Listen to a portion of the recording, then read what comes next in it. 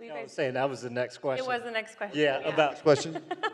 Go for it, let it rip. It's for John. It's for me? Yeah, well, I was going to say, how many emails should you be sending on a daily basis? Is there a rule to it? Because how many people get emails from John? Probably everyone in this room, right? I know I get like. Sure. You guys gotten places. 3 since last night? Yeah. John, there's a lot of people in here not getting your emails. What the fuck's wrong with you? I'm just kidding. You're smart. How many of you opted out of my emails? Yeah, there's one. Yeah. So, you know what's very interesting? It's the same with where I average it out in my social media posts too. By the way, and I've watched this too, you want to elevate your email open rates, elevate your freaking social media activity. Like, people see you coming through. You've got to get people consuming. You've got to be multi-channel. We've watched that too. I've taken people and said, you need to increase your post to 3 a day instead of 1 a day, and I've watched their open rates and engagement and conversions go up, okay? For me, at a minimum, I want to every single day at a minimum. At a minimum. That's me, not you. I wouldn't suggest that to anyone in this room. I would not. I have a very hyper list. And my list is only about 14,900. They have opted in. They have purchased something from me, and so they've got to come in. So they opt in. They go through our cart, or they have downloaded something from me, or they have gone on a Zoom with me. Personally, I think if you can email to, and I've got coaching clients in here. Number one, if you'll email good copy that you write, that you actually, most of you don't even know what the emails say that you're sending. I'm sorry, you don't. It is a freaking system that you bought 7 years ago, and your database is still getting the same email 7 years ago. I'm picking on you. It's the truth. It's just recycling. I will tell you this, you will be 100 miles ahead of all of your competition if you will sit down in front of that computer, whether it's to a recruit or whether it's to your consumer database, and you write like you were talking to one person. You wake up, if you do it once a week, you're winning. Now, I think optimum, though, is twice a week, Monday and Thursday. Monday and Thursday. That's me.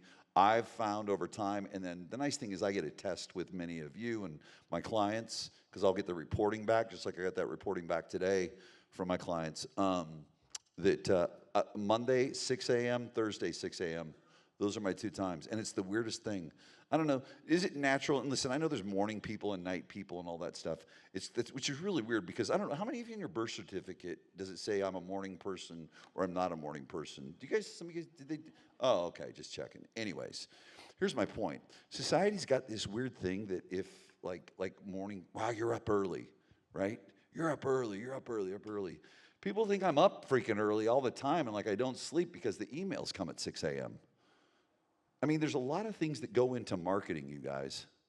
Consistency has to do with marketing. It's not just you got to keep doing it. There's a whole. It's no, what are you modeling to people, right? What does your staying power look like? But Monday and Thursday. But me, it's a. I mean, if you're doing it once a week, you're beating 90% of the competition, maybe 95%. You're up at 4 a.m. Well, no, you're texting me at 4 a.m. I'm up at 3:45. Once a week. If you take the time, listen, do this for me through the rest of the year. Write 2 emails a week, 1 to the consumer and 1 to your recruit. Please. Sit down, go use a tool called the Hemingway app. It's not an app, it's a website. I want you to write the email as if you're talking to them. What do I talk about? The same shit you talk to your agents about. When it's the recruit. The same shit that you tell the agents to say to the consumer. But just put it in a written form. Y'all do scripts and dialogues? Raise your hand if you do scripts and dialogues, objection handlers. Okay, y'all do. Okay, it's just like we got a bunch of alligator arms in the room. Well, last time I checked, an email is a script or a dialogue. And a presentation. It's the written word. Okay? It is the written word. So Write an email that does this, that educates and informs. That educates and informs, that impacts their life. And by the way, here's a pro hot tip right now.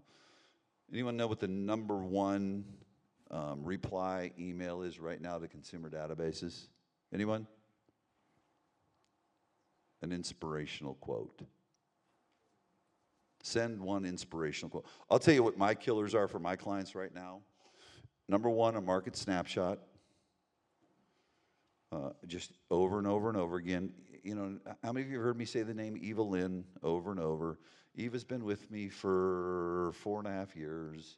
Eva's going from 3.6 million to 6 million GCI, individual agent, this year. No Zillow.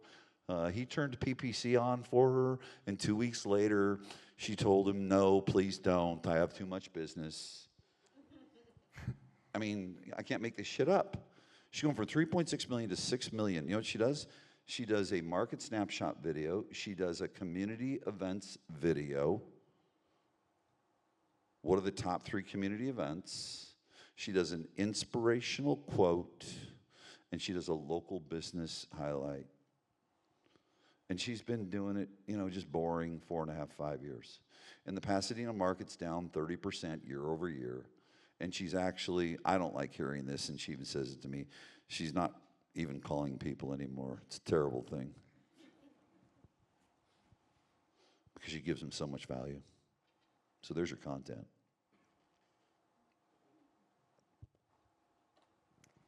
So we talked about how many emails, and we talked a little bit about content, you know, limiting links and pictures. Is there anything else that we want to limit from email content to get into people's inboxes? I mean, John, you talked a little bit about subject lines, which is just, you know, getting them to open. I think limit your calls to action. Do they know what you're doing, yes or no? Do recruits know what you're doing, yes or no? Does the consumer? You know, I will challenge you. I will challenge you not to put a call to action in any of your emails until January 1st. They know what you're doing. They know exactly what you're doing. And if you're doing your job, like Greg said, see, most agents don't do their job. And then if you do your job, see, here's the neat thing with email, right? Greg's not afraid to use the phone, and Greg's not going to hire people in his large organization afraid to use the phone. But you know what Greg's talking about, though, is, see, you want to know how you lower your fear barrier of making the calls? See, emails should make you call more because you've invoked unconsciously the law of fair exchange and the law of reciprocity. Y'all know what that means? See, the human being feels more comfortable to ask for something when they've given something. And then, you know, the most scientific script. You guys ready? Write this one down. Get ready. Get your cameras up. Okay, ready? I'm going to give you the best script ever told to mankind. Ready? Ready? This is the interactive part. Are you ready? Okay, good. They send an email that has value. And here's what you say. Hey, it's John. Did you get the thing about the thing?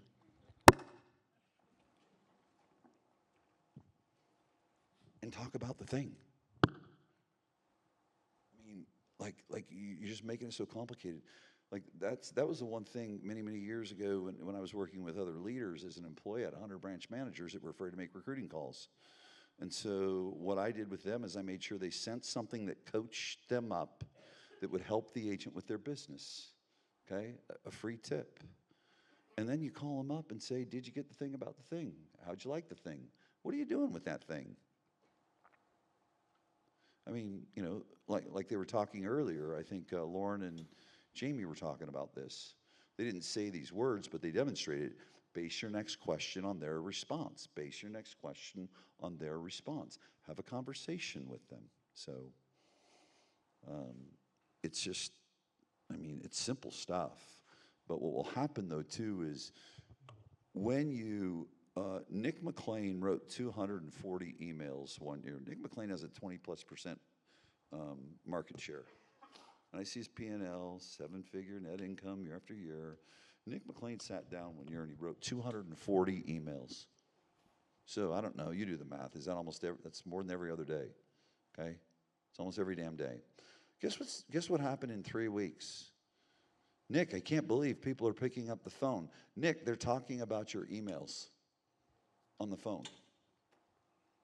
Like, I mean, that's how, if you can get yourself on a roll, you know, I'm not saying everyone go out and send an email every day, but if you can get yourself on a roll, and by the way, you know the email that you write to people and you educate and inform? You guys tracking with me, right? Let me give you another trick. Ready? Post it on Instagram and Facebook. Because you guys are opening the emails that I post on Facebook and Instagram and send to you. Yeah, I saw it already and I liked it. You know what I'm trying to do? I'm trying to get you to make a micro commitment, commit. All I'm doing is I'm making deposits in the business relationship equity account. The more content that you consume, I don't want to sell you. I'm not interested in selling you. I don't like it, really. It's really sucks to me. That's why I post 37 times a day. No, I mean, I'm just trying to make a point. Here's what, write this down. Seed the next step. Seed the next step with the content that you deliver across all channels. So guess what? There comes a point, just like what Greg said. It's like, oh, that's a bad lead. That's that far out. No, you have a bad nurture system, or you have bad principles of being consistent, of following a simple marketing and conversion principle of seed the next step. Because guess what? Guess what they do? Eventually, they just take the next natural step and buy or sell with you. And that's, I've watched it in my son, who's in the back of the room, in a business he launched in April.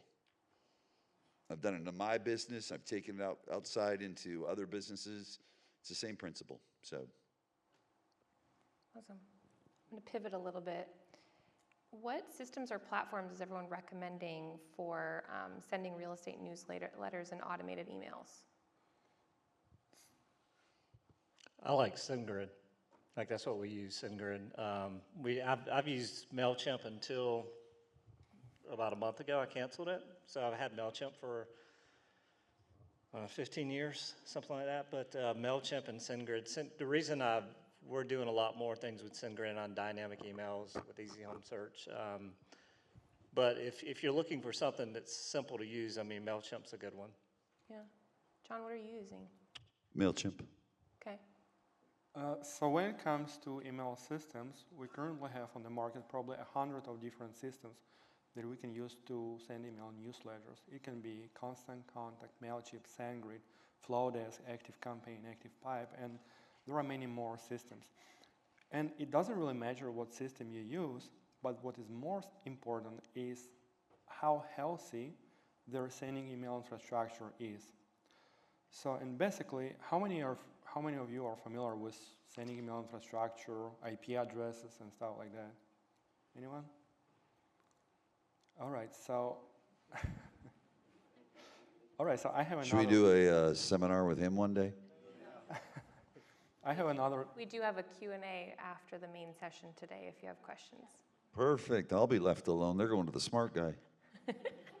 All right, so your email deliverability depends on many different factors: email server configuration, email templates, but also sending email infrastructure. Sending email infrastructure is something that is very important. And just to explain it in a little bit easier to understand way, let's imagine that you have a city, that you live in a city like New York or Nashville or Los Angeles. And the Los Angeles is email sending system like MailChimp. And now picture that everything within Los Angeles City represents sending email infrastructure. The districts are email servers and the streets are IP addresses. Now let's imagine that you have a meeting at Starbucks in LA on the 3rd Street Promenade IP address. And you're currently on the Venus district, and you're driving your email from the Venus email server, and you're currently on the Ocean Drive, turning right on the Wilshire Boulevard IP address to get to Starbucks. But just before to go into the 3rd Street Promenade IP address, you notice that there is a construction. It's a dead end, meaning that the IP address, the Wilshire Boulevard IP address, is blacklisted, and you can't proceed. So this forces you to make a U-turn and go back to the Venus email server to find another route without blacklisted IP streets. And returning back to the Venus email server, this is an email rejection, a bounce back notification that you normally receive from email servers. And finding another route is another attempt for your email server to send that email. So basically, the healthiest email infrastructure is the fewer blacklist IP addresses are within that sending email infrastructure, which means your deliverability will be way better. This is why it's reasonable for everyone here to purchase a dedicated IP address regardless of the system you currently utilize for email marketing. Some systems like Flowdesk or Constant Contact, they unfortunately they do not support dedicated IP addresses. However, SendGrid or Mailgun or AWS, there is definitely something that you can purchase. And as long as you have your own dedicated IP address, you're the only driver on that street, so there is no chance for any kind of construction work or anything like that. So that's why dedicated IP address is something that makes sense. And then MailChimp doesn't do dedicated IP address either. They only do shared. So SendGrid is the one like we have for Easy Home Search. We have it's called an IP pool setup. So it's like 3 or 4 different dedicated IP addresses that are rotating the emails through. Which most people don't need that many dedicated IP addresses. Yeah, and just in case if some platform decides to put your dedicated IP address in the blacklist, you can always go to that platform, to that website, to that blacklist, and request to delist your IP address from their blacklist, because you are not a spammer, you are not a scammer, so you have the proof that you're a legitimate sender, you have a company, and stuff like that. So that's why it will not be a problem for you to delist the IP address from the blacklist. Okay. So any last notes for the audience on just how they can improve their emails, deliverability, and keep out of spam? Okay. Let me give you some simple principles in getting. Here's what you want. You want it opened, and you want it delivered, opened, and read. Okay. And smart people told you about delivered. I'm going to tell you about open. Your subject line. Curiosity, urgency, a bold statement. And you guys, listen, just rip off and deploy. I mean, not exactly, but watch the modeling. And I'm not saying that I'm the guru of it. I speak to this just like Greg does. Hey, this is what I see based on, the many years of doing the business, and hey, come back and check with me. You can check with me again.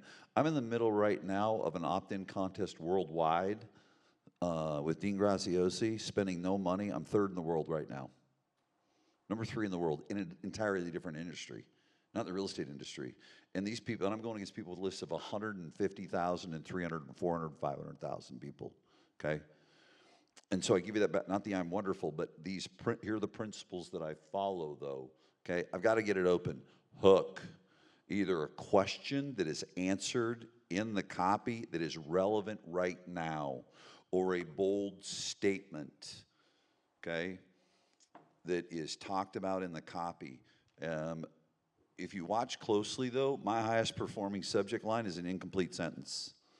Like 75% of the time I use an incomplete sentence. End it with an ellipsis, ...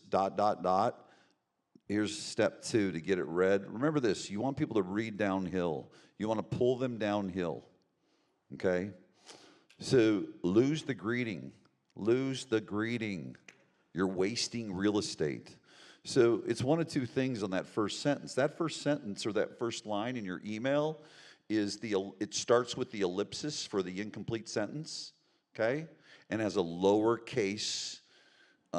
And here's what you do, so it feels like the continuation. I want people to read downhill. Does that make sense, you guys? You with me on that? Okay. Write an incomplete sentence in the subject line. So you've got a full sentence, chop it in half, but at the end of the sentence in the subject line, use an ellipsis. Those 3 dots tells the unconscious brain there is more, keep reading. Everyone tracking with me on that? Then I go into the first line of the email, the body of the email. Lose the dear Joey and Sally. Lose it. Stop with the greetings. And have the first line be the ellipsis again. because I'm trying them together. It's the ellipsis, lowercase, because you're completing the sentence. Everyone with me on that one? Okay, good. Now, the other one, though, is if you go with a bold statement, go look at CNN or Fox. I'm not picking one. And I want you to study tonight all the articles, not the content, the headline. And I want you to go to the grocery store, and in line, I want you to buy 3 of those crap gossip magazines. And I want you to pull them off the rack. Some of the best copywriters in the world need to write good subject lines. They're paid huge money to get you pull that off the rack. So here's what I want you to study, though. If you do a subject line, it's a bold statement or a question, and it's not an incomplete sentence, then what should your first sentence be in the email? No greeting. What should it be? Say again? No, if we gave them a complete sentence, so now we're into the one where it's a complete sentence. Okay? What should the first sentence, first line of that email be? Subhead. Go read the subheads. Study CNN.com. Study FoxNews.com. Study all the magazines that are in line. They need to get you to read. Notice there's a header and a subhead that pulls them down. Okay? And then here's where you need to go. Hook, story, close. Hook, story, close. It's everything. Hook, story, close, hook, story, close. One other piece, too, is your aesthetics. White space pulls the eyes in. Do not write a social media post or an email. I look at them both the same. Like, from now on, too, I want you to look at your social media post like an email. Tell me about your subject line. You got to hook people. Do not write copy in your email or in your social media posts that is longer than 4 lines and have a break. 4 lines, or 3 or 4 lines, and have a break. If you go over 4 lines, the unconscious brain says, this is heavy, and they'll abandon. I don't want you to abandon. I want you to consume my copy. And the more copy you make, the further along I move you on the continuum of trust, so the next thing you do is choose me. Awesome. Well, that's all I've got for today. Thanks for sharing. And we do have that Q&A today after sessions if you have any questions for anyone up here. So, Thank you. Thank you. Hey, you see his rad shoes, though, too? Those are so dope. All right, cool.